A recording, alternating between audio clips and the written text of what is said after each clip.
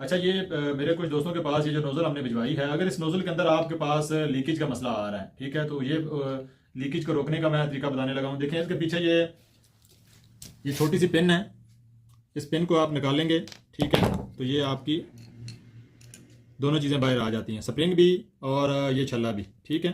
और जिन दोस्तों के पास हमारी नोज़लें गई हैं, इस छल्ले के आगे ये एक छोटा सा रबड़ है जो लगा हुआ है, ठीक है।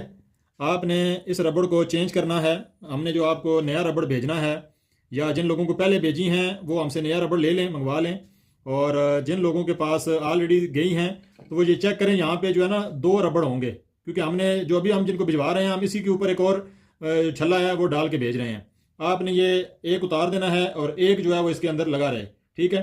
दोनों में से जिसको लगाने से आपकी लीकेज रुक जाए वो वाला इस्तेमाल कर लें। इस तरह ये दोबारा मैंने इसके अंदर लगा दिया है। लगाने के बाद दोबारा आपने ये नोज़ल जो है इसके अंदर डाल दी।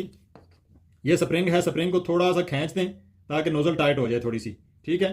खींच के दोबारा डालें और ये वाली पिन जो है वो वापस इसके अंदर डाल दें, ठीक है। तो इसके बाद आपकी ये नोज़ल जो है वो लीक नहीं करेगी। और एक दफ़ा इस नोज़ल को आगे से इस तरीके से खींच के बिठा दें, थोड़ा सा हिला के, ठीक है। दूसरे नंबर पे ये नोज़ल है, अगर इसमें जो किसी दोस्त के पास लीकेज आ रही है तो वो अपना ध्यान करें कि ये जो पाइप के साइडें हैं, ठीक है, क्योंकि जब हम लोग इसको फिट करते हैं तो ये देखें बाहर निकल आता है। जब हम ये इसको फिक्स करते हैं, ठीक है, तो बाज़ दफ़ा यहाँ से जो है वो ये नोज़ल हवा लेती है। तो आपने करना ये है कि एल्फी लेके तो इस जगह पे कॉर्नर में आपने थोड़ी थोड़ी एल्फी डाल देनी है, तो इससे इस नोज़ल की लीकेज जो है वो ख़त्म हो जाएगी, ठीक है।